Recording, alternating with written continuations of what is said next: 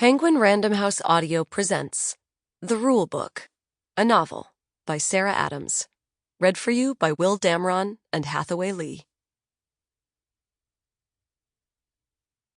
This one's for my girls. Dream even bigger.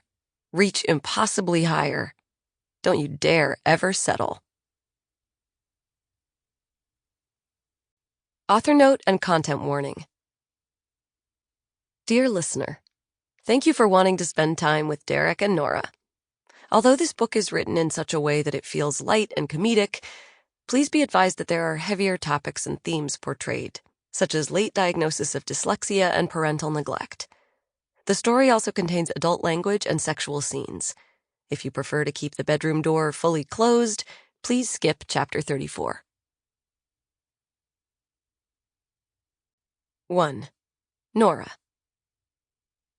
Sometimes life is like a box of chocolates, and sometimes life is like a box of chocolates left out in the sun all day. Today, it turns out, is a melty, disappointing chocolate sort of day. Not only did I step in gum while wearing my favorite shoes on my way into work, but I also fired up my email to find some wonderfully disturbing information. Knock, knock, I say to my boss, Nicole Hart, as I step hesitantly into her office to address said email. Truthfully, I'm always a little hesitant to step into her office, because, this woman is a force to be reckoned with. There's a reason she's CEO of the agency. She's kind to me, in her own way, but she's like a tornado of confidence. You need a helmet and a safe place to take shelter when she focuses her attention on you. Like now, she's sitting at her desk in her immaculate gray pinstriped skirt and silk blouse, red lipstick painted perfectly on her full lips, blonde hair pulled back into a sleek, perky ponytail that has a magical flip on the end. But all those surface-level attributes are nothing but a misdirection. It's in her eyes you see the truth. The alert, bone-chilling feline ferocity. Her keen mind is why she's the top agent in our industry and lands enormous deals for clients like Nathan Donaldson, famous quarterback for our city's NFL team, the LA Sharks. The woman is all sharp edges and absolute dedication. She's an inspiration.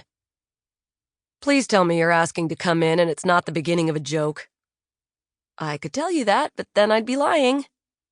She cuts her eyes to me, and I smile. She's worked with me long enough to know I'm not going anywhere until this is over. Who's there? She asks like she's in the middle of a root canal. Needle. Needle who? Need a little smile to brighten your day? I give her one as I shuffle into her office. She looks up from her keyboard, posture ramrod straight, and her eyes bounce from my reddish-brown hair down to my yellow sneakers and back up to my face. Nicole misses nothing. She's an assassin who's just identified her target's weak spot. God, I want to be her. She discards my fabulous joke. How many pairs of those shoes do you own? She's referring to my bright yellow sneakers. 4. I was wearing my red pair this morning, but I stepped in gum and had to change into these. I raise my foot and wiggle it proudly. Smelled delicious, but left a nasty squelching trail. I'm guessing Marty had something to say when he saw those. Do I need to humble him? Her attention is on her keyboard, somehow still able to talk as her fingers fly across the keys. The thing about Nicole is she's all bark and an even worse bite. But she only bites those who threaten her people. And even though she likes to pretend I mean nothing to her, she's made it clear I'm one of her people. I wrinkle my nose at the mention of the worst man in this office. They're all pretty unspectacular and seem to dislike me joining their boys' club no matter how many fun-size packs of Skittles I leave in the break room. But Marty is by far the most awful. Male chauvinist number 1. I shrug a shoulder. Only that the yellow is somehow more offensive to look at than the red, and I should spend my paycheck on a professional wardrobe one of these days. He's not wrong about the color, she says, giving me brief side-eye. But only I'm allowed to criticize your style choices. Not a man who wouldn't know a good-looking suit if it smacked him in the face. And on that note, you're absolutely correct, I say cheerfully. But that's not why I'm here, actually.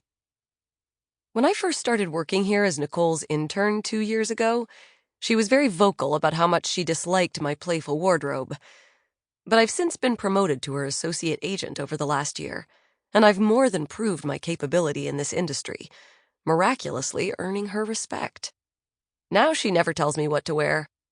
Instead, she tells everyone else to piss off on my behalf, since I have a tough time saying mean things to people.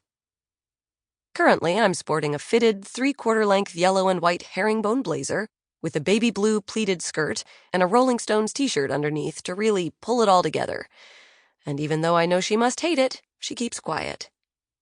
I sort of miss the days when she'd say something like, "You look like a librarian attempting to be cool." Sassy Nicole is a pleasure to study. Let me know if Marty says anything else about your wardrobe.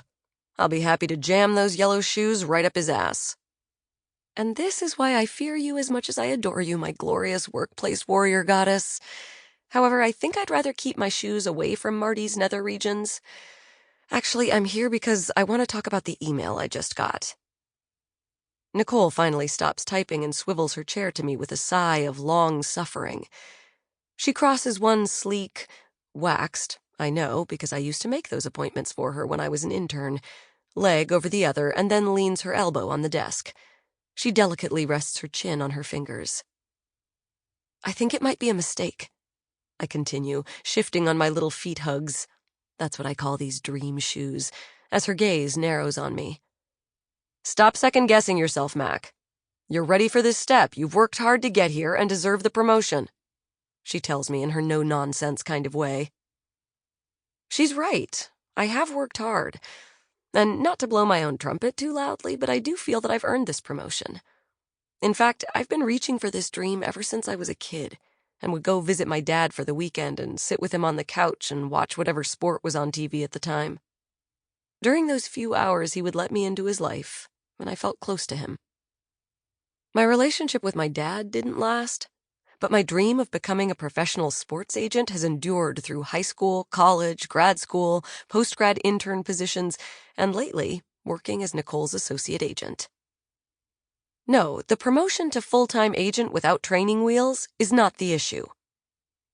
The mistake is that she's assigning me to Derek Pender, tight end for the LA Sharks. I'm not second-guessing, I tell Nicole. It's more like third and fourth guessing. I could be a professional guesser at this point. Are you sure Mr. Pender and I would be a good fit? I'm not asking what I really want to ask, but I'm not sure if I should come out with the whole truth or keep it to myself. If Nicole has taught me anything, it's that this industry is all about playing your cards right, and the key to doing that is to not show them too early. Nicole senses my half-truth, though, and taps her red-tipped nails on the desk. You're practically vibrating with nervous energy. What is the real question you're not asking me? I'm just concerned that Derek was told he was meeting with Mac and not Nora Mackenzie and might be expecting someone else entirely. It's the truth, just not all of it. I tuck my cards a little closer to my chest. You're wanting to make sure he's not expecting a man? Not exactly, although that too. Everyone around the office calls me Mac because of my last name. I don't particularly love it, but I've learned to tolerate it. Because the sad truth is, in our industry, people on the other end of email correspondences tend to say yes more often when they have the incorrect assumption I'm a dude. The most misogynistic men live in the world of sports. Ahem, Marty. And women work twice as hard as men to gain the same amount of respect. It's messed up. I guess I was just wondering if you could tell me exactly what you told Derek, or Mr. Pender, about me. It just seems too good to be true that he'd be willing to sign with a brand new agent, and I want to make sure he knows the whole story. She waves a dismissive hand. Don't worry, I used your pronouns and told him that you're new, but that I was the one who trained you. So he can be assured you have been taught by the best. The confidence on this one. And that if he were smart, he'd snatch you up before you have a chance to go skyrocket someone else's career. My heart quivers with delight. Did she really say all of that? Does she mean it? Nicole is not flippant with compliments, so I had no idea she thought any of that about me. Wow.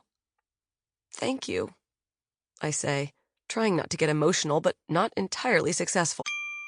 Sample complete. Ready to continue?